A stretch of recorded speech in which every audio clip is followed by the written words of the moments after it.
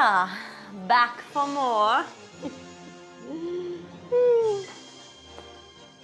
Yes, of course. I know all about every Singing in the Rain. Come with me. Oh. Let's dive into the movie Magic.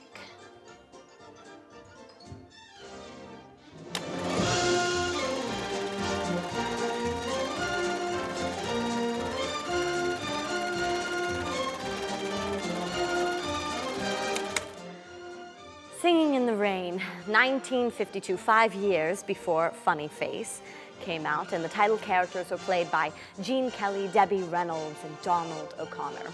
So starring Gene Kelly, choreographed by Gene Kelly, and co-directed by, you've guessed it, Gene Kelly.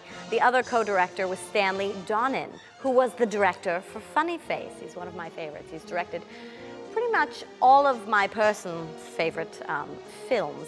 Now, this particular musical is wonderful because even though it was made in the 50s, it takes place in the late 20s, okay, when Hollywood is transitioning out of silent films and into talkies, which makes for a marvelous plot. The film itself cost $2.5 million to make, and this was in a different time than today, 70 years ago. And one of my personal favorite things about the movie is that you are on a Hollywood set. You get to see what the sets look like back in the 20s when they were making silent films and they're doing mood music. But let's get to the plot. Singing in the Rain. If you ask your average Joe Schmo on the street what the movie Singing in the Rain is about, they'll probably say something along the lines of, it's about a guy who sings in the rain. An astute observation. Personally, I like to find the deeper philosophical meaning that may or may not exist. And I think that Singing in the Rain is about the change that exists in our lives. How we feel about someone may change. Our career may change. Maybe on the bottom one day and the top the next day. This life is so temporary. Everything that happens is temporary. And we always have the choice to grump in the rain when the rain comes or sing in the rain. For tomorrow, that day will be gone. Our film first gives us the information that Don Lockwood, the performer, has really worked his way up to his starring role on the silver screens. Okay, so he started as a young boy hoofing on the streets just to get a buck. And then he took that buck and went and saw a movie because he was a young boy growing up in Hollywood. Then we see him as a young man, all right, a real vaudeville performer. Fit as a fiddle, I'm ready for love, I could jump over, and sometimes he was a little rotten, and they would get the hook, which is the giant hook that comes onto the stage and whips you off if you're not so great.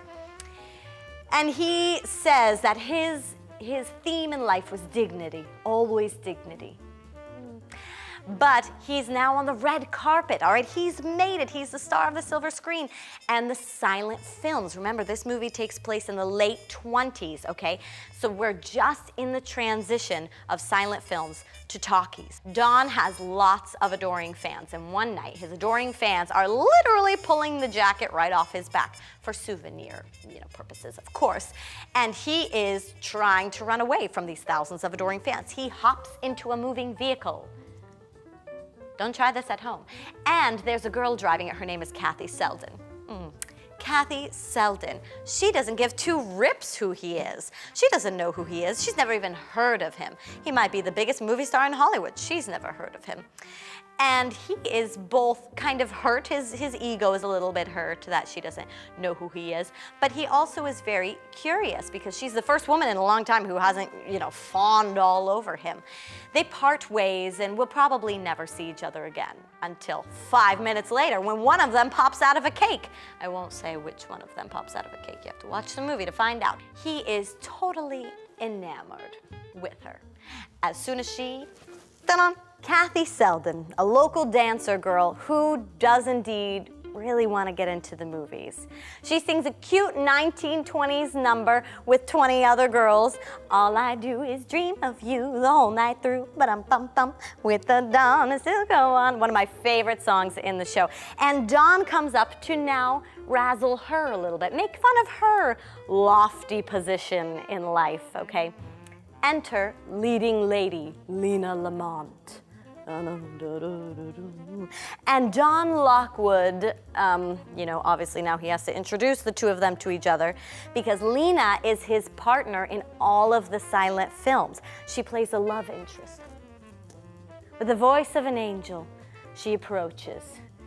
Donnie, who is this dame anyway? Oh, Lena, this is Kathy Selden. She's not one of us. She's an actor on a great stage. Well, these comical introductions end with somebody getting a pie in the face. Party's over, everybody goes their separate ways. But Don is really shook up by the things that Kathy said to him, and he goes to his friend Cosmo, who's played by Donald O'Connor, and he's saying, Cosmo, what if I'm not a great actor? I mean, the films are silent. I just make these faces on the screen. I'm not really a great actor. There's no lines. There's no real acting happening. He's very shook. And his dear friend Cosmo says, look, the show has to go on. You have to keep working. You have to do what you do. Maybe it's not the greatest job in the world, but it's what we do. And he states that his father said comedy was really the way to go. Don, the world's so full of things. Don, the world's so full of things. I'm sure we should all be as happy as, but are we? No. Definitely no. Decidedly no. Short people have long faces, and long people have short faces. Big people have little humor, and little people have no humor at all. And in the words of that immortal bard, Samuel J. Snodgrass, as he was about to be led to the guillotine, make 'em laugh, make 'em laugh. Don't you know everyone wants to laugh? My grandpa said, be an actor, my son, but be a comic when they'll be standing in line.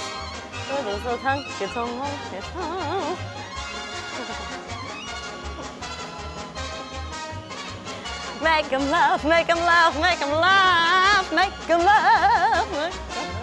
Don is quite cheered up momentarily, of course, because then the producer of the studio comes out and says, hold everything, hold everything. They were in the middle of making a silent film, a new silent film. Hold everything, the talkies are a hit.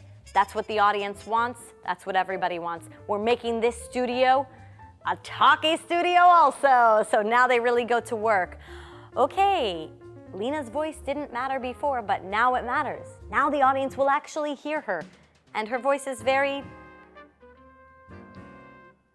interesting. They send her to a vocal coach, a very, very professional lady. Now, Miss Lamont, say this. Pierre, you shouldn't have come. Pierre, you shouldn't have come. Pierre. Pierre. You get the idea. She doesn't do so hot.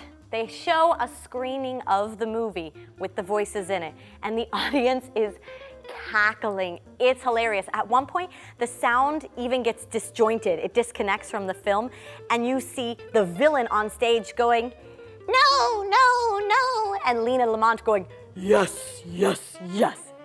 It's hysterical. But they weren't really going for a comedy. They're all pretty embarrassed, and they decide they cannot release the movie this way. So they go to work, creating a new movie. But what to do about Lena? Kathy volunteers, and they use her voice to dub Lena's voice. So she's doing the talking for Lena, she's doing the singing for Lena, everything. Lena starts to get a little bit of a big head. Everybody loves her singing voice, and she intends on keeping it that way. She has her lawyer look at her contract and decides that the studio will not be allowed to give Kathy any credit for being Lena's voice. She'll go on playing Lena's voice forever. Kathy will never have a career of her own. Well, Cosmo and Don certainly aren't going to allow that, and they find a very creative way to give Lena all that was coming to her and show the public who the real voice of Lena Lamont was.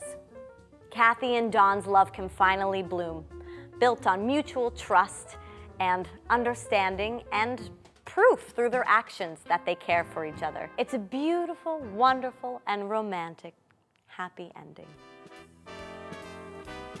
You